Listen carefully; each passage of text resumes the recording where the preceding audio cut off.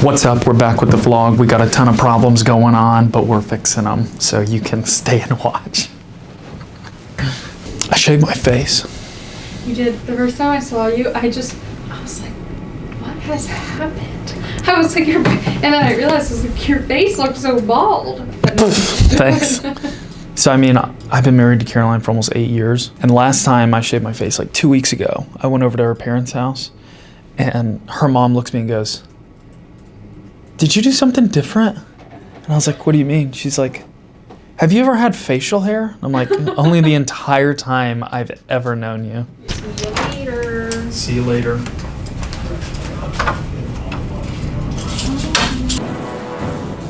And so it begins.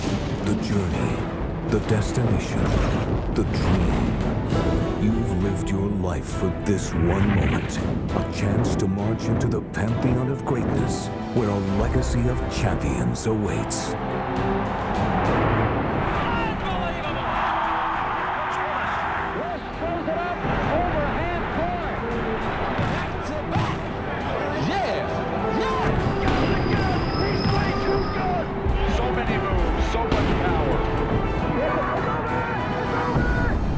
Get ready for basketball battle, the NBA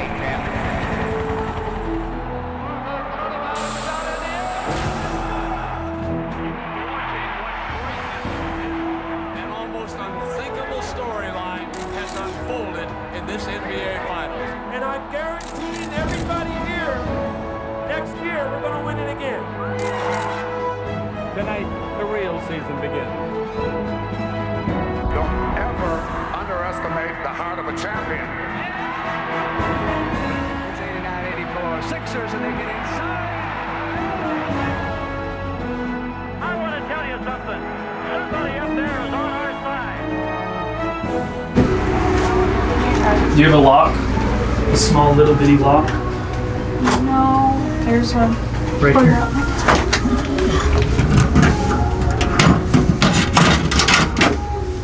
One. Get stain out of shirt. Was this just sitting here? It was sitting over like this. 12. Pumpkin.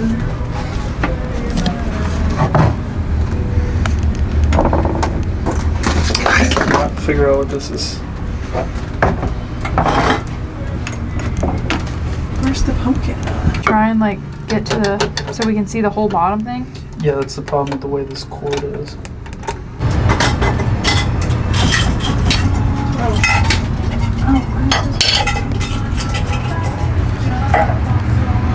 Also have left up right.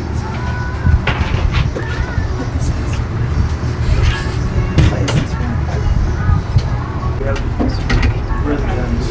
I don't know. What does that card say? We're sorry, the necklace we got you is missing a gemstone. The gem is on back order, so once it arrives, we will stop by and add it to the necklace. We can add the missing gemstone after her, Bold, Percy, and Diana Stone, so they're in birth order. PDIA.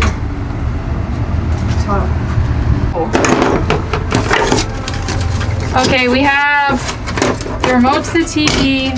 This goes with that thing on the counter. And Oh, another and another bingo card. And her bingo card. I think we need one more bingo card, right? There's 4. Blue. Blue. Cards. This is the blackout round. G50. Oh shoot! This Oh, is no. my kind of game. Oh my gosh. Don't kill the cats! Let's go. Hey, there's something about that on the TV.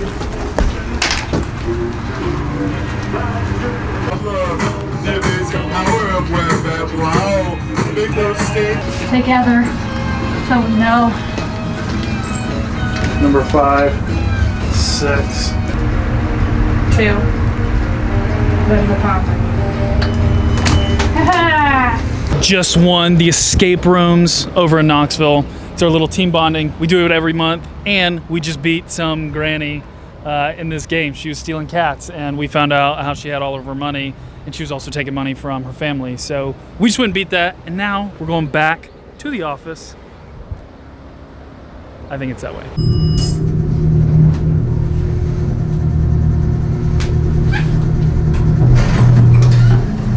This looks so fun. It's like me and all the kids. Now we're wrapping up at the office. I got to go to a speaking event, which you get to see here in just a second. So while I go to that, why don't we go to maybe the last conversations with Claire.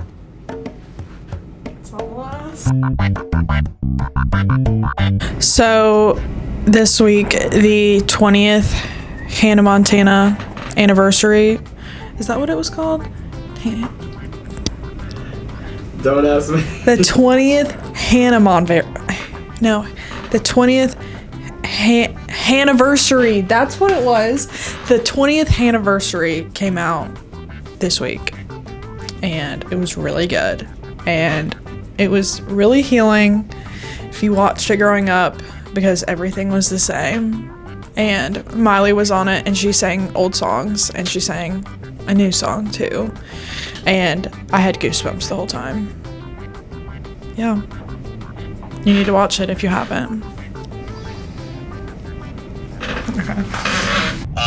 Asking about selling her property, and then I was like, yeah, like I'm with Tyler Owens real estate team. She's like, wait, I know Tyler. Okay, I don't see a group chat though, just FYI. Okay, maybe there's more than one Ashley. Hold on. Oh, you said Ashley Goebel, not Lori Goebel. Yeah, because she goes by Ashley, but her name on Vulcan was Lori. Yeah, I dated Ashley's sister for like 3 years. No way. Dude, is that your relation to her? Yeah, is her husband Jackson? Yes, it is. Me and her were always cool though. Cool. Yeah, she seemed excited to work with you specifically, so I don't know. I love Ashley, yeah. She's been great. You must have been doing her sister right or something. Ashley's so funny though, because she said one time she told her sister, she was like, you better not break up with him. He's gonna be successful. That's so funny, dude. And then now you're potentially selling her house. That's hilarious. Ashley used to pick me up to like take me places before I had a license. That's so funny. Knoxville's a small town. Let it be, let it be. It may not mean nothing to y'all. Understand nothing was done for me. Palms are sweaty, knees weak, arms are heavy. There's vomit on his sweater already. Mom's spaghetti, he's nervous, but on the surface he looks calm and ready. Say, can you take me higher? Last name forever, first name greatest. Like a spider ankle, I ain't nothing to play with. Now it's time to go give the greatest presentation that I have in my life. Let's go. Boom, boom, boom, boom. Can you take me higher? Sorry. Did you extend your major? Started. I changed my major. Hey, Aaron. Good to meet you, Aaron. Nice to meet you. Nice to meet you too. Jason Greenway. Good to meet you, Jason. I'm kind of the faculty advisor. Cameron Pridemore. Yeah, thank you all so much. Yeah. Absolutely. Waiting on my third to get here. When? Any day. I didn't know this. Yeah, she's not been on social. We're gonna do a big purpose? drop. She got rid of it because she didn't want to be on it very much. Figure out boy girl. Boy. Your background and what led you to your area of real estate. Tyler. Yeah, so I got into real estate in the worst way possible. I was working at Walmart right before I started college, and I needed to pay rent, and so I applied for a bunch of scholarships. I got all my college paid for at UT, and they overaged me about $4,000 a semester. And I used that to get my real estate license. While I was sitting on the couch, I Googled how to make a lot of money with very little work. Real estate popped up, so I was like, well, I'm gonna get into that. And I got in, I figured out quickly that it does take a lot of work, but then I fell in love with doing the work. So how I got started in it, it was really lazy, and then I found that you can use it as a tool to like set you up for the rest of your life. Whether you're in it for 5 years, 10 years, 40 years, I mean, what you can do in real estate is just incredible. A lot of people think you gotta be smart to make money. You don't. You got to learn how to figure things out. I know a lot of people that are super smart that don't sell hardly anything. But if you can get creative with stuff, if you can learn how to communicate to people, understanding who they are, what they want, you can put together the exact plan of what they need to be successful in whatever avenue, whether it's lending, management, brokering, like actually selling houses.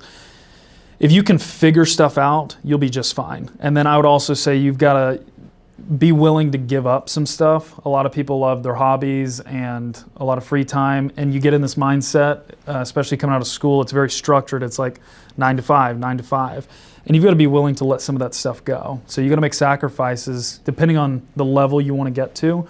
But if you sacrifice in the beginning, it'll set you up for the rest of your life. And then I got super hungry about just reading and learning. If I'm in the car, it's an audiobook or a podcast, and then I spend, hopefully 2 hours to 3 hours a day of just reading sales books, mindset books, stuff like that. Pursuing a career in your field, what advice would you give to help them succeed? As far as very general, so. Yeah, as far as getting into real estate brokering, like if you want to sell houses, the best thing you can do, in my opinion, is work for almost free for a really great agent for 12 to 24 months. I worked for one of Knoxville's biggest real estate investors for 3.5 years. There was a year I sold 43 houses, hundreds of thousands of dollars in commissions that I was able to take home. And I still worked for that guy because the information I was learning from him, from running his investment business, was unparalleled to what I could have gone and studied or listened to. And in that entire year, I made maybe $10,000 from him. And I was working every single night, analyzing 6 to 12 homes, but I knew the market inside and out. Somebody could call me and ask, what is a 3-bed, 1-bath home in Park Ridge? What can that sell for? And without even knowing much more past that, I could give you a window, just because I was so involved in all these little sub-markets that I just knew. So it positioned me to be what looked like an expert in this field because it was right in front of me. I just knew it all the time. So if you can find somebody that has a lot of business and they can't handle all these tasks, I guarantee you can find a lot of agents in their mid to late 30s or 40s that are doing really well, that know nothing about social media, and get your license, help them with that, bring them a deal or two from it, and they'll teach you everything you need to know about how to get a deal from start to finish. But if you can find somebody, it's better than anything you could learn doing it on your own. For today, with the knowledge you have now, where would you start? What would you do differently? I think I'd pull a Giuliano Massarelli. I would get on there and I would just start posting. I would know nothing and I would start. That's the insurance guy.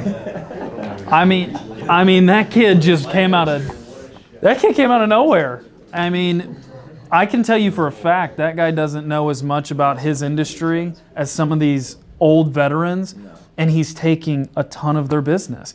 He shows up, he does it in a fun way, he stays consistent, and he's posting on the biggest platform. Do you guys know what an open house is? Open house, basically, if you're selling a house or if somebody else is selling a house, you want to go do an open house, there's a time window, 2 to 4, where you let whoever wants to show up come in. I think the biggest open house I've ever done, I had 22 people there. I can make one post. I have one post that got 180,000 views. I couldn't fit 180,000 people in a house. So the platforms that you can use to elevate your career quickly is insane. I mean, that's for sure, that's where I would start. I would choose little niches, however you say it, niches. I would choose those and I would focus a bunch of content on them and try and educate people on that industry. Tyler, you mentioned like you were very into audiobooks and reading and learning. Like, what would you say, like a couple audiobooks or books that you recommend to us as 20-ish? I think the best book anybody can read, the two, Think and Grow Rich by Napoleon Hill, will get your mindset right. The second book is How to Win Friends and Influence People, teach you how to work with people, relate to them. And I do this with a lot of people. My number's up there. If you guys ever want book recommendations, I try and read 40 to 50 books a year, and I'm always reading. I reread a lot of books. I would say those two, and then The World's Greatest Salesman by Og Mandino. That's a very short read. I go through that book probably every 6 months. I have a lot, and the more direct you want to get on, I want to build this skill, I've probably got 3 or 4 books to help build that skill. The more you develop your life, you know, if you guys want to get married, have kids, each stepping stone of that, you want to take less risk. It's so much harder to write the check. When you're single, you'll bet it all. You'll put it on a parlay, and then you'll have no money the next week, right? And you're fine, you know, and then you go try and earn it back. That's the kind of mindset you have to have early on, because I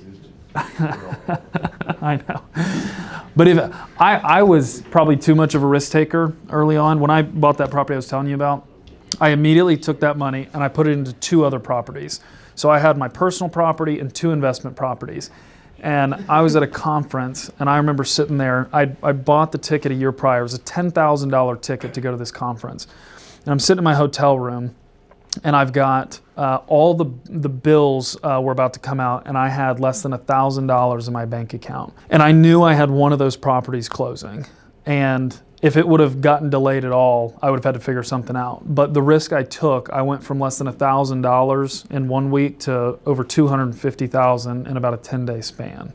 So, but I took a lot of risk to do that. And I was fine doing it because I didn't have any people relying on me. It was me and my wife, and if I lost everything, she had a job. So she could pay the mortgage, right?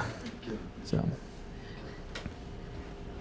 I will say though, like, whether it is owning real estate or starting your own company, being in sales is the quickest way to do any of it. If you're in a W-2 salary, you're like, okay, it's going to take me 17 months to have X amount of down payment. Like, that's very predictable. If you're in sales, you're like, okay, I need to close on 3 properties at X amount. Let me grind it out and do it in 6 months. And like Hank was saying, like, it seriously is like insider trading. One of the agents that's at my company, he's buying his first house right now. And he's used his brokerage work money to pay for it, his selling houses. And he's basically, he was gonna list their property, and he was like, actually, this is a good deal. Let me buy it myself. And the way he structured the deal is he's gonna have to bring no money to the table. He's actually getting paid to buy the property, and he's already had 2 friends tell him they're gonna run a roof from him. So he's gonna have no mortgage either. You would have not been able to do that if you didn't have your license or had an insider knowledge or been able to work that with your commission structure. So, sales is the place to be, just saying. that was a good conversation. It's a good little panel too. Got to learn a lot. And I had no service, so my guess is that my wife's been in labor for 2 hours and hasn't been able to contact me. So we're gonna go find out now that I have service. And it's pitch black. Today, escape room that we broke out of. We did escape out of that room. The Escape Games Knoxville, we escaped your room. We spoke at that event. That was actually a pretty good event. I learned a lot, and I made a friend in Aaron, so that was cool. Now, we're gonna go home, but before we do, let's double tap these fun facts with Carlos and what do I wear with Josie somewhere, and then we're gonna come right back here, and then I'll tell you good night. Did you guys know that Tennessee is the only basketball program in the country with 4 consecutive Sweet 16s and 3 consecutive Elite 8s? Bet you didn't know that. And now here's Josie with her fit. Okay, here's my OOTD for the day. We have a sweater from my mom's closet. We have Croc flip-flops, new fave, you gotta get some. And then Aerie athletic dress. And that's all. Oh, also, new office.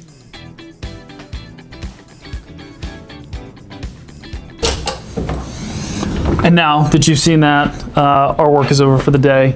And thank you so much for watching the vlog. And we're gonna catch you on the next one, because we're never stopping these vlogs, baby. Let's go. And Carlos, he made it to New York.